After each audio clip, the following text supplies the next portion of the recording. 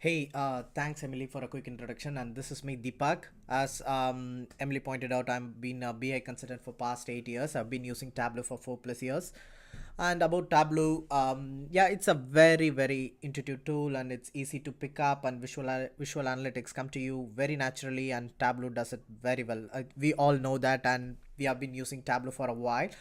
But let me tell you, how data visualization as a whole, as a picture, how does it translate to the user? And let me also try to help you guys to decode the theory behind that data visualization. When I say data visualization, this is two words, right? So let me start by telling more about data, which is very important when it comes to visualization, because if you're not understanding or feeling the volume of the data or the sense of the data you're going to present before your audience, it's no way that you going to present it right way. So let me start with data, and then let me jump to visualization, and then we'll see and explore what was happening in visualization in 17th century, and then how it evolved to the current situation, and also we'll see what's gonna happen, what's the future is going to give us and stuff. So, as I told you, I think Emily and Fee would have mentioned a lot of time. Tableau Fringe Festival is very exciting, guys. This is because you cannot learn everything on your own without help from others. People like Andy Cribble, Steve Wixler, Andy Codgrave, people like the real Tableau evangelist, right? They are doing it quite a big, and if you take something from here, and it's time to give back. So let me see how good I'm good in giving back to you guys. So as I told you, let me start. Okay, I'm here to do something. Okay, let me see. Oh, I'm here to teach Turkish. Good. And oh, I mean, my intention was to unveil the screen only after some time, but it went apart. That's okay. As I told you, I'm here to teach Turkish, and the medium I've chosen to teach you guys Turkish is, yeah, data visualization.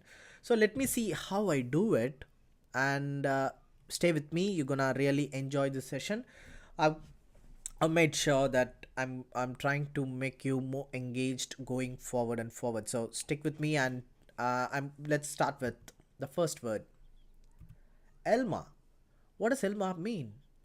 As far as you know now, this is just 4 letters and it is in red in color. That's it, right? Okay, let's go one step further. The left side we have apple, and right side we have the word elma. So your basically your brain is now saying that the word elma in Turkish is nothing but apple in English, right? So that's about it, guys. So data visualization is all about impinging the information in user brain without even taking his full focus, just using his natural instinct, how you're going to uh, help him make insights out of it, help him make decisions out of it. It's all about that. Let's go further. Yeah, we go, as I told you, we are going to see about data visualization past, current, and future, and I've introduced myself. So let's, without any delay, let's move to the next slide. This is the agenda, guys. So if you're not interested about theory, you don't want, you are just waiting to see Tableau and Tableau around, I think it's time for me to minimize this video and go for a break and come back. So it's a 15 minutes session, and 20 minutes I'm going to talk about why do we need data, what can we do with data, what's data visualization, how can we do storytelling, and let's get into the past, present, and future. And definitely there are tips and tricks and some more gossips. What is gossips?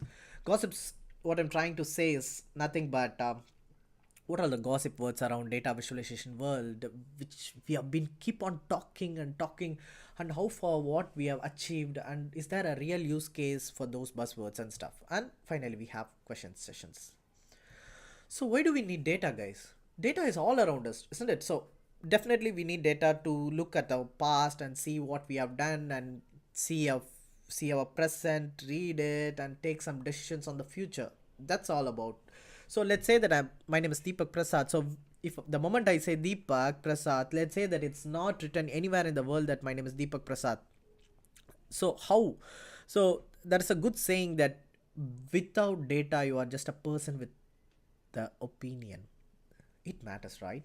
So data is very important to validate what we already know, to encourage inquiry, and guide continuous improvement. And we have a proverb in the right as well: in God we trust, all of this bring data. That's been a sticker in my place wherever I work. So without data, if you come keep on talking, no one believes you, right? So that's the importance of data. So, and also, let's see what are the types of data, what are the different forms of data we have around the whole world, and how we are going to explore it without knowing the basics, nitty gritty.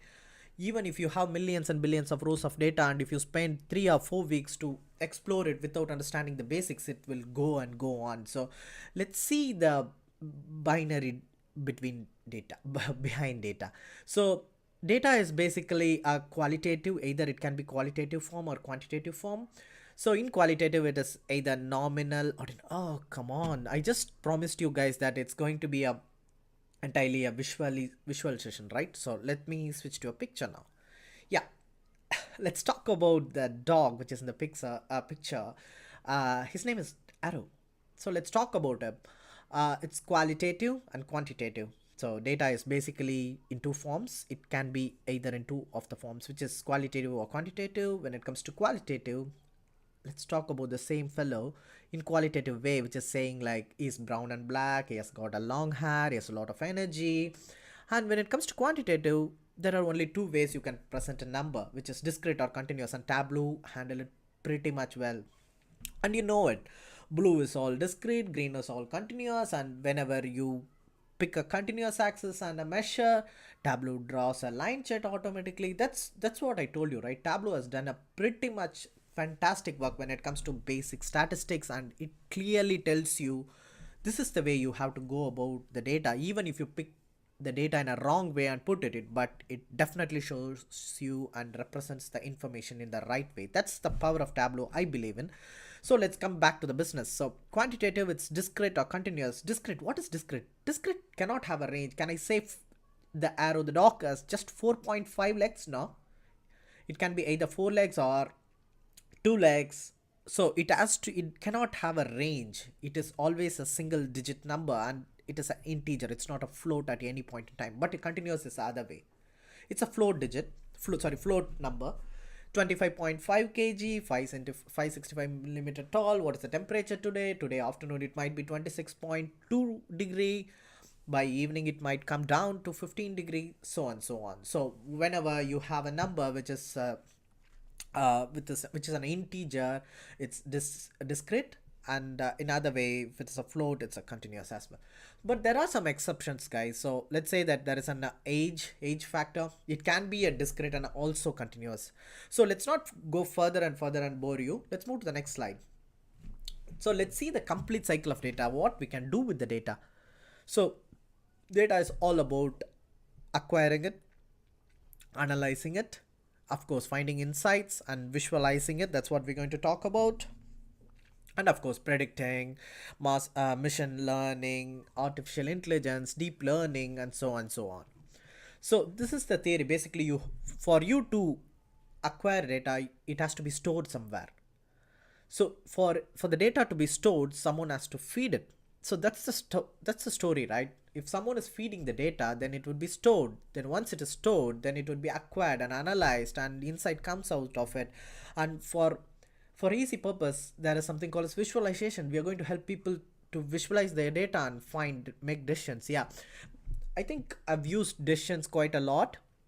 That's because decision is because business intelligence, this tools we are talking about, the Tableau, MicroStrategy, Click, whatever the tools are, it's all coming in a arena called business intelligence, which is also called as decision support system, isn't it? So business intelligence is also called as decision support system. So when you say data visualization, one output from data visualization is a decision, which is very important as well. So that's the reason I might also repeat decision again and again and again. When it comes to data visualization, there comes a question like, okay, I'm a person, I'm just finished my engineering graduate or BSc, a bachelor's in something, and do I need any background to understand data visually? That's a question everyone asks, but let me put it very realistic and also in a perspective. If you want to know whether you are visually literate, just look at this picture, guys. If you can conceive it in a right way, then definitely you are visually literate, sorry. Visually literate. So that's what I'm trying to say. So it's all about natural instinct. So you have to design your visualization not only simple, you also have to consider certain things, like it can be used by anyone in the world, and it should be straight away consumed by them without any further explanation and stuff. So let's talk about visual variables, which is color, position, and form. uh, of course, these three things has to be color. When it comes to color, you have to pick the right color. When it comes to position, how you position your charts, what is the position of your data elements, and form. So let's explore further about this. When I talked about the three things, color, position, and form, let's talk about one basic quality which almost alleviates more confusion, I would say. Pre-attentive. What is pre-attentive? Anything which doesn't require your focus completely but still helps you to understand something very easily. That's pre-attentive, right? So for example, let's say that I'm talking about a dog. I talked about a dog, and if I had a theory of around 5 to 10 lines, just imagine how long it's going to take for you to understand whether it's about a dog and what they are saying. But if I visually put the information and then tell you, the time it's going to take us very less, right? So that's pre-attentive. So pre-attentive is one important stuff when it comes to visualization. So let's say that how much time is going to take that the circle in the red color is an outlier, how much time you will take to identify that? Definitely not less than 2 seconds. Same here, all are squares but except a dot. And at the same time, you should not bombard both shapes and colors and confuse people, right? And what is this data ink ratio? It's been told by a person called Edward Tufte. I strongly recommend you guys to follow all the blogs, books of Edward Tufte. He's like he's an ancestor in data visualization. He clearly gave us some rules and regulations to come up with a better data visualization. What is data ink ratio? Let's start to think about it. Data ink ratio is nothing but amount of data ink. What's data ink? Okay, data ink is anything, any color, any form you try to express your data in your dashboard, it's called data ink. Anything other than that, example, your title, your subtitle, your filter, sorry, not filter, your title and a subtitle and a theoretical explanation of what your chart is, it's all not about data ink. It's just about your data and how you aggregating your numbers, how you're showing your numbers. It's either bar chart or a line chart. What's on your axis, what's on your subtitle, what's on your axis subtitle. It's all data ink. Okay. Definitely you might have got bored by now, so let me show something in Tableau just to tell that definitely I have Tableau open for you guys. Yeah, so the color is all how hue it is and how intensity it is, and position is all, see. But the moment you see it, this guy is an outlier. And form, come on, it's going to definitely take 5 to 6 seconds for you to find the outlier, that it's a problem here, and there's a volume, this is definitely thick, and this is a long line, and this is a shape which is not in aligned with other shapes, and when it comes to size and closure. And color best practice, as I told you, definitely not going to bombard the colors on people. You're going to keep it very colorblind safe. When it comes to choosing colorblind safe, I strongly recommend you guys to use website like colorbrewer2.org or Coolors, COOLORS. There are definitely many palettes available which is easily available to the public. And choose your colors, and remember, 1% of females and 10% of males are colorblind. So usage of red, yellow, green color in your dashboard has to be very, very you have to be very careful. Oh, there is some instruction. Let me see what it is. Oh, I have to go back to the slide too. Okay, sorry, let me go to the next slide. It's about accuracy ranking. Sorry. So let's say that I've talked about color, volume, area, enclosures and stuff. This is the way to put out. If you wanted to show something very accurate to the, by using visual principles we call color, form and stuff, This is the way to go about it, guys. So position which is more accurate, and when we go down and down, the accuracy rank is going down as well. So this is one good point to note.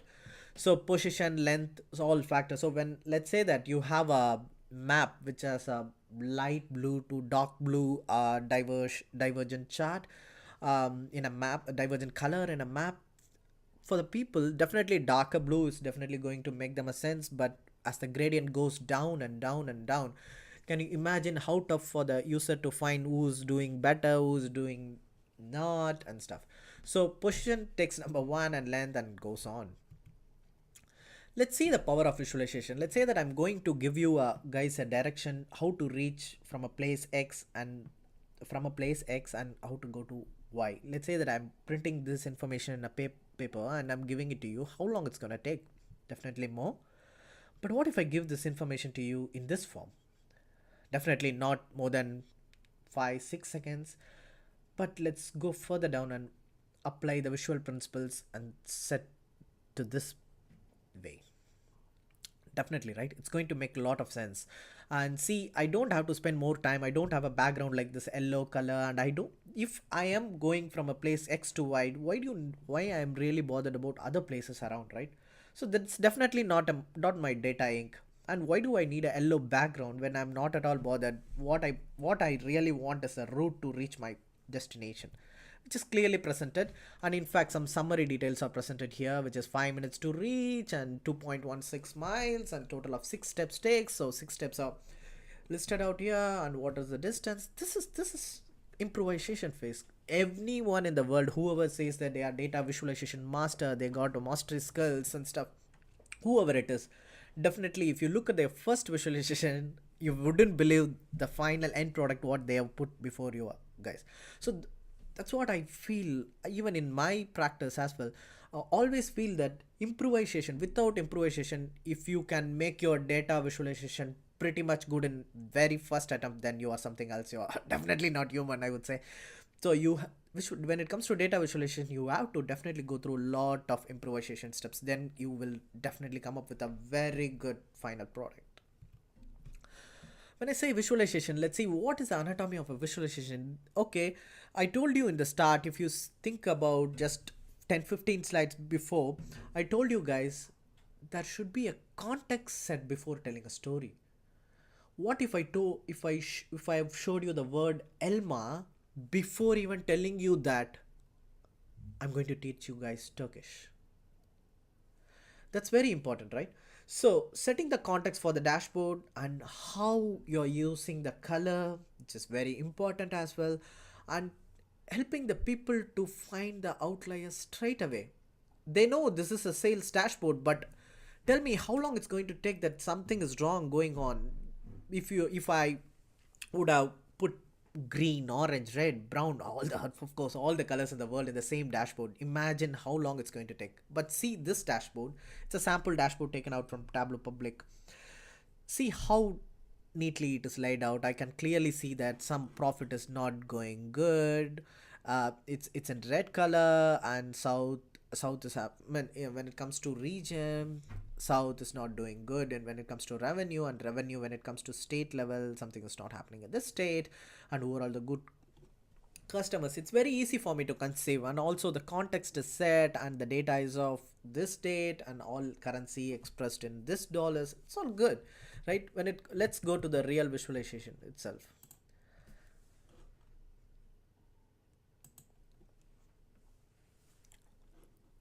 So by saying the title sales dashboard, it's done, and that's it's the context of the dashboard. And I have a map which has all the 50 states, and I'm definitely say that Montana is not doing good. These are the good customers. I can give them some memberships, loyalty cards, so that they come up to me again and again.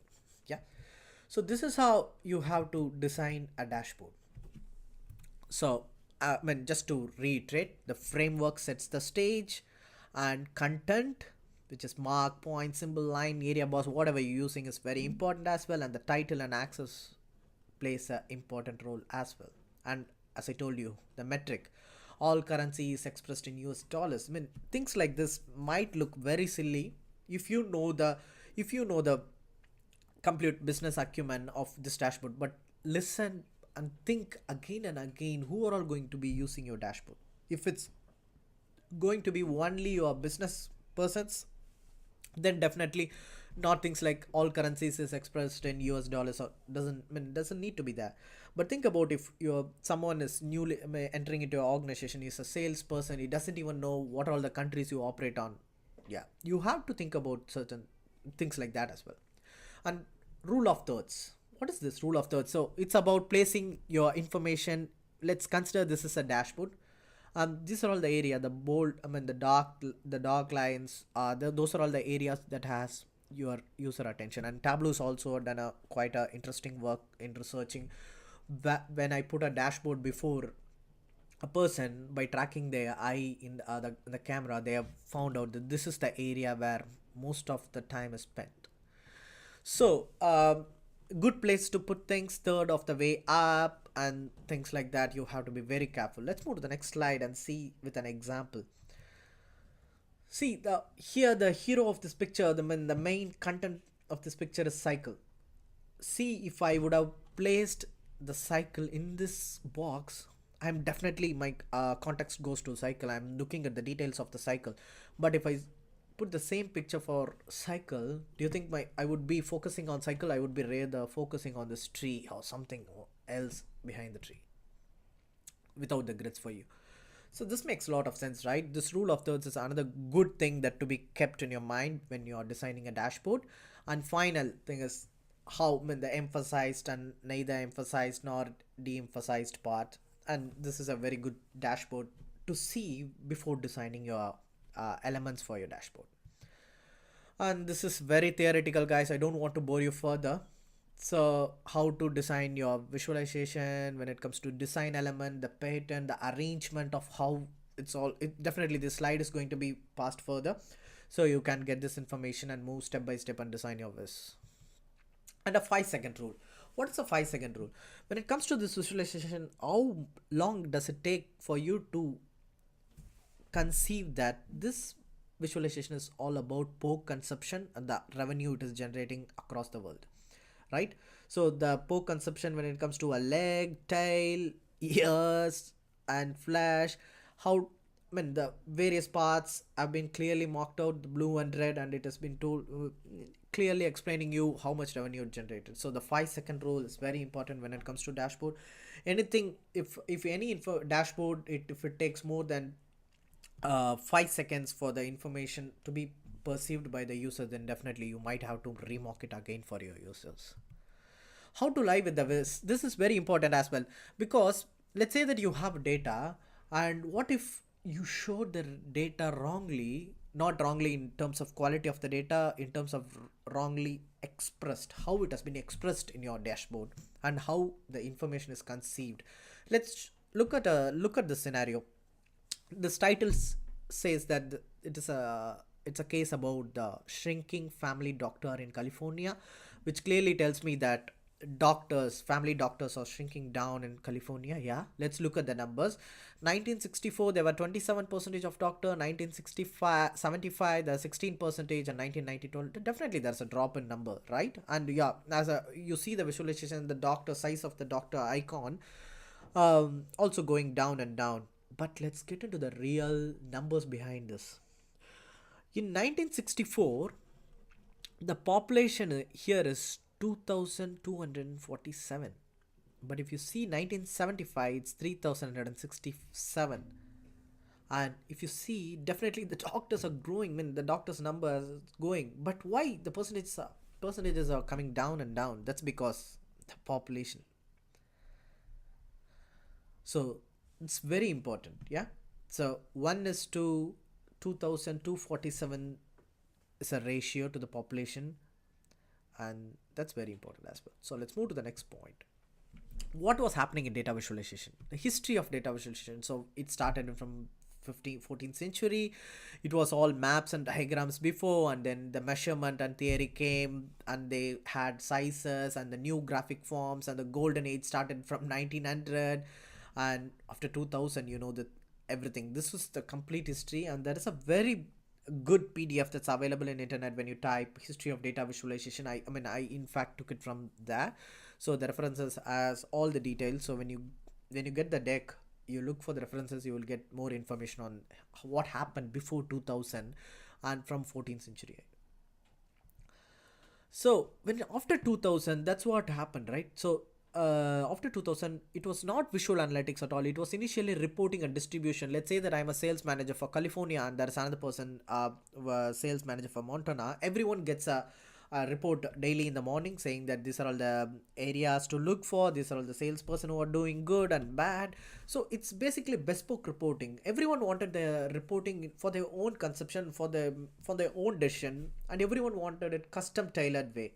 And tools like Cognos, MicroStrategy, and SAP Business Objects has done it by creating cubes. When I say cubes, it's nothing but summarized information for your own data.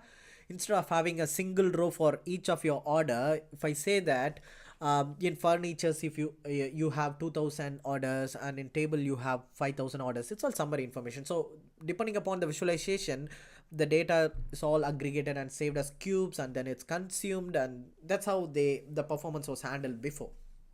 But look at now, we got something called as in-memory analytics. In-memory analytics means, yeah, everything happens in RAM and it's blazing fast. Visual analytics is happening in just seconds. Tableau is making it happen. And self-service analytics, that has also happened after 2014, I would say. That the word has been at least boomed after that. After 2014, everyone, whoever wants to play with the data, they've been given a space. Like you now, let's talk about Tableau server. If you have a authoring access, you can log into Tableau visualization and you can start building your dashboard if you're connected to the right data source right from your browser. You don't have to install a software and go through all of it again. And yeah, self-service analytics at scale as well. Right now my user consumption is around, let's say, 20 people. Tomorrow it would be 100, and as more people see, more people talk about it, and the users might increase. So you have to manage your infrastructure, your RAM, hard disk, how far your network is, if you are putting it in cloud, whether you can scale it up or scale it out. Yeah, when I say scale it up, it's like adding the RAM in this for the same computer. When I say scale out, it is like adding more resources, more separate physical servers, and how you're connecting it and putting it for the performance. So 2000s, when it comes to 2000, it's all about bespoke reporting and distributing to the directly to their mailbox and visualizing using the cubes. But when it comes to 2017, the current year, it's all about doing it on their own and from the memory, in memory. And these are all the tools right now who are ruling the market: Tableau, Click, Power BI, Burst, Spotfire, SAP Lumira. It's all in memory analytics, and they are doing it very nicely. And Tableau definitely is the leader in that. Yeah, here is a Gartner quadrant as of February 2017. Definitely Tableau and Microsoft is leading the game. And as per my knowledge and whatever I have studied so far and whatever I have experienced, I am thinking that this is how the future of database is going to be. It's, see, imagine by 2020, do you think anyone wants to spend more than 5 minutes in building a dashboard? No way. Like it should be like either voice guided like Siri, or it's going to be a garbage. Although you have all the garbage data, in 2020 it's all going to be like, although it's going to be garbage in and insights out kind of stuff, and you definitely need connection to any database that anyone can imagine. And of course, natural language processing, text mining, and literacy of data. What's data? So do I really need to know about your data before exploring it? These are all the questions that comes to any data visualization person, right? So after, I think by 2020, this all will go for a toss. Anyone who doesn't even know about your data can still explore and play with it. They don't need to clean it, massage it. Everything should be taken care by the data visualization tool itself. And definitely cloud and governance. Say, when it comes to governance, what comes to my mind first is, okay, if I am using a data from a particular database, and if I feel that the data quality is good and I've used it and I've enriched it and I've presented it before certain users, but what is the guarantee that the data is correct? Someone has to certify. The certification procedure is all going to be very natural after 2000, by 2020. It's all I believe in. Okay, now let's go to the interesting part. Tableau tips and tricks. Without wasting time, let's move to Tableau.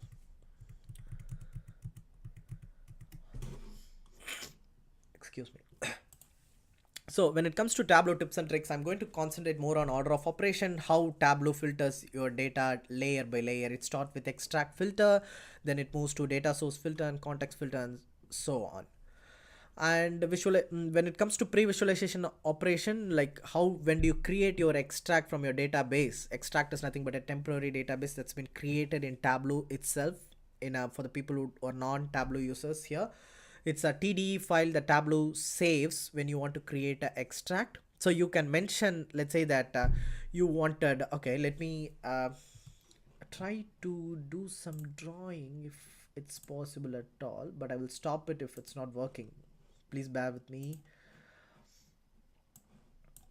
Okay, I think it's possible. Let me see.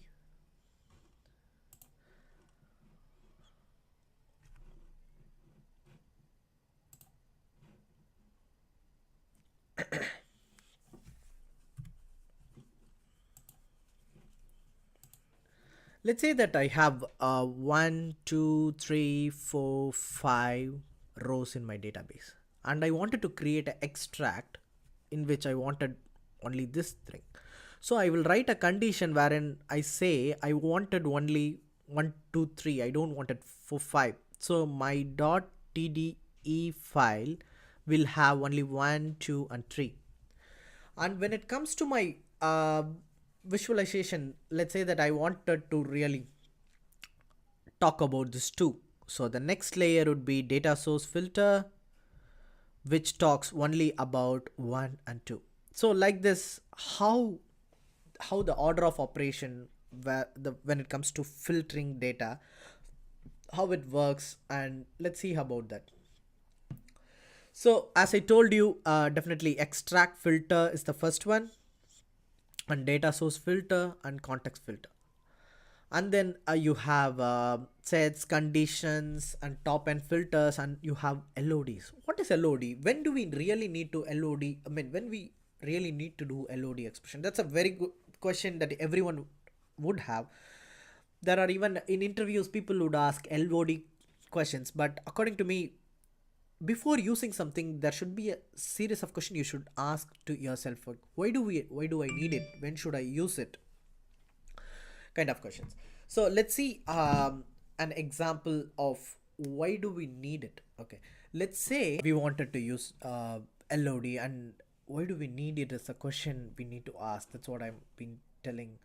So let's see with an example.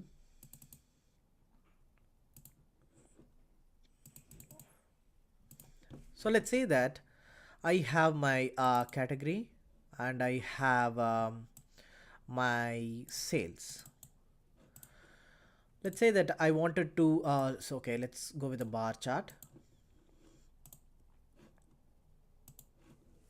So let's say that I wanted a bar which tells me the total sales in parallel to each of the bar.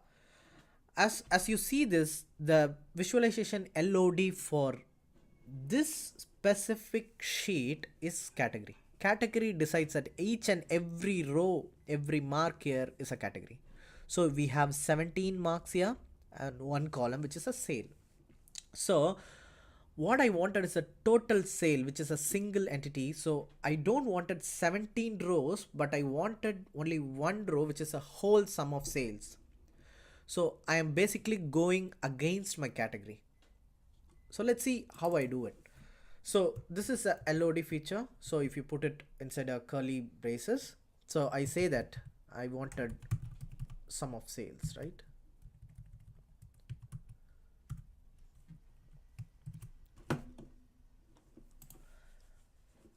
Yeah, this is the total sum of sales. So although I have the level of detail as category, I didn't respect that, and I came up with a number just by putting a curly braces around my expression. So whenever this curly braces comes, It's level of detail. So let me not waste much time on this and move fast with my tips and tricks. So as I told you, this is when you have to decide that whenever you wanted to go against your visualization LOD, you have to use LOD calculations. That's the intended message I wanted to say. So let's start with the first step, guys, and it is going to be very fast. I think within 10 minutes we are going to be finishing. So definitely this video is going to be available offline as well for future help. Yeah. So for SQL lovers, so let me start with a fresh Tableau. For SQL lovers, the first thing that they would miss after coming into Tableau world is like, why I'm not able to write query. Tableau is doing everything. Am I getting lost in touch with SQL and stuff? So let's see. Let's say that you have a Excel sheet and you wanted to write a SQL query. That's possible if you open any Excel with a option called Open with Legacy Connection. So I'm going to say Open with Legacy Connection, and sorry, first let me click the Excel, and if I say Open with Legacy Connection, yeah, it will open with the word Excel Legacy. So let's say that I wanted to add an order. I'm ordering a I'm dragging and dropping people and returns. I need all the tables, and Tableau, you know how smart it is. It is just join this by the field names, which is in common. So order ID and order ID is there in both orders and returns, and region is there in both people and orders. So the association is already done, but I wanted to write a SQL query and see how, also I'm curious to see how Tableau is executing this query. So there is an option here, click data, and the moment you say that convert to custom SQL, see what happens. This gets converted to a custom SQL query, and you can see how Tableau has constructed this query. So this would be very very good tip for the people who came into come from SQL and see how Tableau is writing the query, whether you like it or you wanted to do it in your own way. So this is the way to do, guys. The option is data, and then use choosing convert to custom SQL. So that's it. That's the first step. Second tip. Okay, I talked about order of operations, right? So I told you guys that fixed works before dimension filters. So this one, dimension filters, works before fixed LOD. Sorry, after fixed LOD, and fixed LOD works before. So let's see with an example. Let's say that I have a line chart.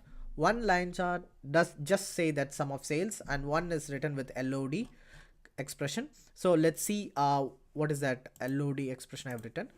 So I've written that I fixed the sum of sales just for this month. So no matter what I choose here, nothing moves. So let's say that I've unticked two regions, and if you see if you see fixed says I don't care, because I fixed, this expression, the second expression, whatever I showed you before, I fixed it for this date. So it says I don't care, but this guy, whatever selections, unselection, selections I've made in region, it respects that and came down. This is nothing but sum of sales, nothing more. But if you see here, this is like LOD expression. Sorry if I had to zoom out. I fixed it for months. So that is the difference between both of these green pills. In one I have fixed, in one I didn't fix it. For the one I have fixed it, it is not respecting dimension filters, and the one, but there is a question like when fixed respects dimensions. So the moment, so as soon as I click this and this, nothing happens. This fixed is nothing moving at all. But the moment if I say I'm adding it to the context, did you just see what happened? Fixed now says I don't care, but I respect context filter. So going back to the theory, fixed and context filter is here. So context filter is the first and foremost layer before fixed LOD. As soon as you add the region to the context, again it changes. Now I've chosen central, and now I'm clicking Illinois, Indiana, and so on, and this see the second line is moving and the first line is still staying because I've not added state to context set. So that's about this one. And visual analytics, that's what we are talking about, right? So let's have a quick tick about it. So when I see this chart, I clearly see that these are all the spread of my data, distribution of my data, and this is the average, and it's all good. But how I'm going to make it visually appealing for the users, right? So this is what I've come up with. This is nothing but just a calculation which says that sum of sales is minus the window average. When I say window average, is window average when it comes to sales. And if you see my window average calculation, this is the calculation I've written: window average sum of sales, and I've computed it again for category. If you see, so this is for all category, this is the average, and I'm subtracting it from that sum of sales. So basically, let's say that I'm writing a calculation like I'm writing it here. That's a feature available after sum of sales minus sum of window average. Let me try to write it directly. Window average of sum of sales. Oh, it's throwing error because I already have a calculation. So let me keep it very simple. So I'm just written sum of sales minus the window average, and I've dropped it on size, and I've colored it using the same. But if you see from from central tendency number, which is average, if I deduct sum of sales, for there would be two values, right? Positive and negative. To make it positive and negative to a positive alone, I've used ABS function, and that's the reason for the change in size. So the second question is, this is a one tip I presented in Sydney Tableau user group, which everyone liked as well. This is scatter plot, and I know that it's between sales and profit. But what I don't know now is, I know category binders is definitely doing good, and it's yielding good uh, profit, because its profit axis, it's increasing. So as the sales increasing, the profit is also increasing for binders. But I don't know how good it is, right? So what if I draw one more layer of a circle, which is the maximum here? Let's see the solution here. Let's say that I'm taking the same case. Oh, did you see this? Because it's a dual axis, guys. If you see, I have two I've created another sum of profit, which is nothing but a maximum window maximum of this whole, which is this one. So as soon as I hover around the circle, I mean over around any data element, it is showing what is the max for this whole scatter plot. So this one is just a sum of profit, and another is a window max of this whole sum of profits. So, and since I have created the second one with bigger size, I mean not the size and the opacity and everything, I have reduced to keep it transparent. Sorry. So if you see the opacity, I've kept it transparent, otherwise it would hide the circle, I mean hide other elements. Since I have kept it transparent, it is just activated only if I hover around it. So this is a very good tip as well. When you use window max, so let's see the expression. So the expression I have written is window max of sum of sales, and I am placing it on the size. So what's happening is, basically, although this all sized by all the single elements are all sized in their own way of their own metric, the other one, which is sized by the maximum, so that, and I've increased the opacity so that whenever I hover around a single data element, it's highlighting it for me. So without further delay, let's move to the sets. So there's always a question like, let's find a customers who have bought two items. If you have, let's say that you have a category like this, and if you try to select only appliance and binders, let's take situation like this, what will happen is, it will have customers who has bought binders alone as well, but I don't want them. I wanted someone who has bought both appliances and binders. So to do this, let's see what are all the steps involved. So I basically I have created a set, and I have created a condition which says, if category, I mean for this example, I've taken two categories, which is paper and labels. So I'll make sure I will get only customers who have bought both the items, paper and labels. So this is the calculation I've written. What I'm saying is for every customer. So if you click on the C, I have created this set from customers. So for every customers, if they have bought paper, return 1. If they have bought label, then return 1. And if so, the 1 plus 1 should be equal to 2.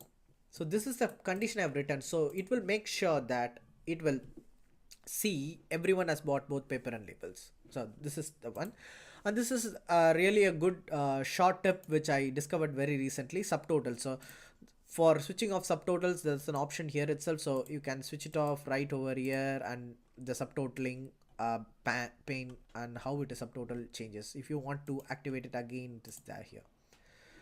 So it is just when you have multiple hierarchy put and you wanted to switch on subtotals for each and everything, see it's on for in category level now. And if you wanted it only for department level, I will switch it off. So this is a way to go around it. And this tip, which is my favorite one as well. So let's say that I wanted to come up with the average for all the department. And easiest way to do is just drag average line, and I put it on pane, and this is all done. But what if I wanted to band it up? So let's say that I wanted to band it up like I wanted to have a band from here to here. So I click on it, I say edit reference line, and I say I'm saying fill below with a color like this. But only drawback I have here is it's all gray now. It's not like green, orange and blue. The band color is not changing. Let's say that I wanted a change. So then you have this one. So what I have done is basically I have taken a window average of sum of sales. So if you see, this is what would happen, right? If I drop window average for sum of sales for every pane, the bar would be like this. But then what I've done is I've increased the size of the bar. So you have two measure values and you have dropped it, and this is how Tableau treats them and colors it, and it's a banding. So this Tableau dashboard will be available in public. I will activate it so that you can download and see what I have done. So I would not have to waste more time, explain more on this. So this is very interesting one. So let's say that I have a department and category, but what I wanted is whenever I hover around department, I wanted to know what are all the categories in that department in the tooltip. So basically I wanted book charts, bookcases, chairs, office furnishings and tables in a single tooltip like this. But how would you do it? That's a question. So the answer is here. It's using leveraging table calculation. See what I have done. So basically what I have done is if index is equal to 1, so index basically would do index, it would be like say serial numbers that like you would put it in any Excel, but how it has to be calculated is it has to be either in pane or the whole table wise. So let's see with an example. So furniture, I'm saying that I've created an index calculation which says that it is calculated for department. If you see compute using, it's table down. So what initially it does, it doesn't respect. Okay, let me put it entire view so that okay, sorry. So let me put it like this. So what index does is right now I'm saying compute using table down. So it will start counting from here. It says 1, 2, 3, 4 and 5 and so on. But the moment I have turned it to compute using pane down, see what happens.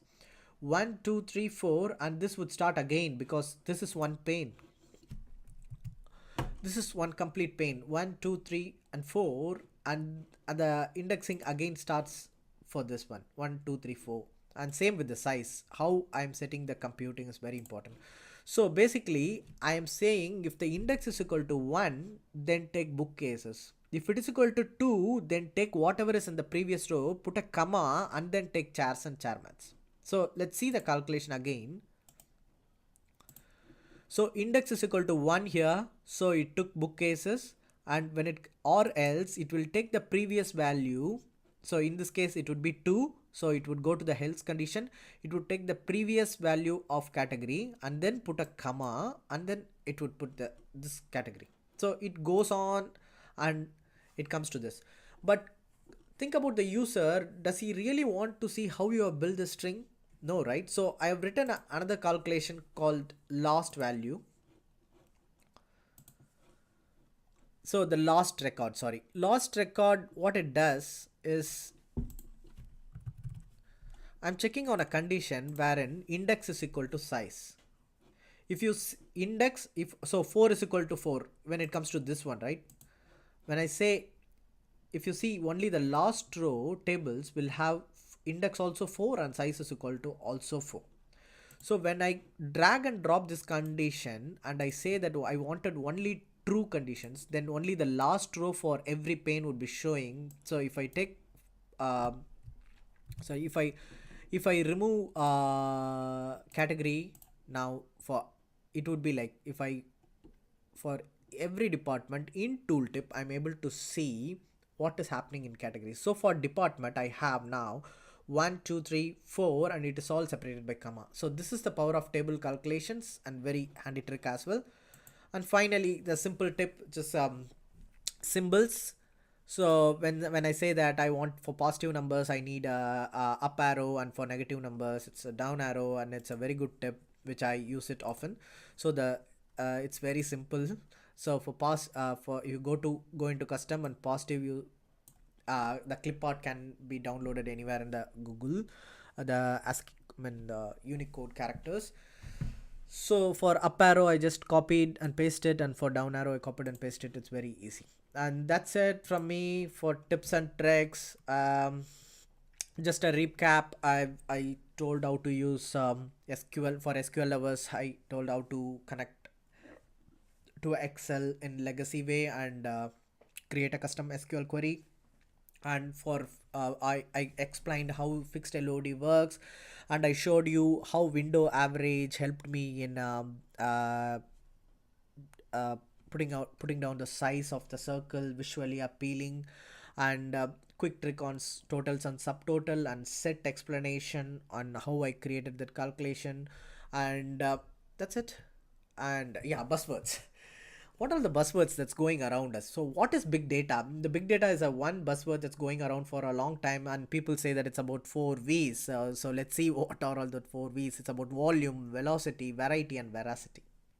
So volume is about how big and stuff is. Velocity is how stream, I mean how fast you can manipulate your data, and retrieving it and or uploading it, downloading it, I mean the flow of the data. And variety, whether I have a video file, audio file, and how I'm able to analyze in today's big data environment. And veracity is nothing but the governance around it. let's let's talk about a real use case in big data. Let's say that you're going to Woolworths today, and have you ever imagined how your store is arranged? Have you ever seen any Woolworth or Coles or any supermarkets around you having kept milk, bread, and egg in the very first entrance? I mean, in the very first row? That wouldn't be the case, right? Because the milk, bread, and egg would be always kept in the last. So you would go and get, when you are going towards that, you would see something else attractive and get it. So that is not a decision that's been made right over the moment then when the retailers started evolving. It is all came up once they analyzed the data. They took the video clippings of people, how they are walking, how, what are all the items they are picking and stuff. So this is a very good use case I always take when it comes to big data.